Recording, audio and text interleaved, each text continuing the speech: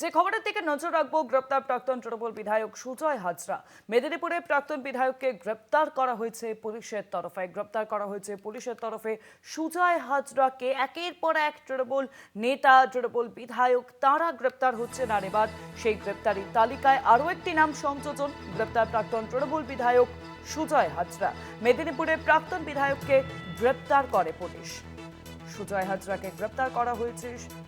মেদিনীপুরে প্রাক্তন বিধায়ককে গ্রেপ্তার, আপনাদের আরো একবার জানিয়ে রাখবো, গ্রেপ্তার প্রাক্তন তৃণমূল বিধায়ক সুজয় হাজরা। খড়গপুর থেকে গ্রেপ্তার সুজয় হাজরাকে জানিয়ে রাখবো আপনাদেরকে, গ্রেপ্তার করা হয়েছে প্রাক্তন তৃণমূল বিধায়ক সুজয় হাজরাকে।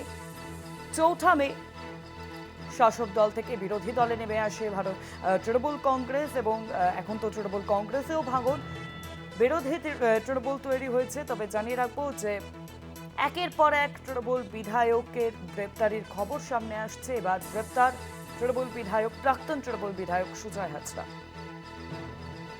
কোথা থেকে গ্রেপ্তার করা হলো, তাকে কি কারণে গ্রেপ্তার, জানবো এই বিষয়ে। ফোন লাইনের সঙ্গে রয়েছেন প্রতিনিধি সঞ্জীব দাস।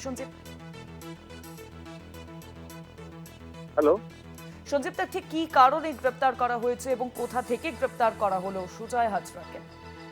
দেখো, যেটা জানা যাচ্ছে যে এর নামে যে অভিযোগটা হয়েছে মূলত শালবনী থানার আন্ডারে পড়েছে।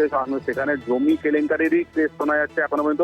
তবে তোলাবাজি এই অভিযোগটাও তার কিন্তু আছে। আর একে আজকে কিন্তু সম্ভবত পালিয়ে যাওয়ার চেষ্টা করছিল, তাই খড়গপুরের ওখান থেকে একে ধরেছে পুলিশ। শালবনী থানার পুলিশ কিন্তু খড়গপুরে গিয়ে একে ধরেছে এবং ওখান থেকে সোজা শালবনীতে নিয়ে গেছে, এরকমই কিন্তু জানা যাচ্ছে এই মুহূর্তে। ধন্যবাদ সঞ্জীব। ফোন লাইনের সঙ্গে ছিলেন প্রতিনিধি সঞ্জীব দাস।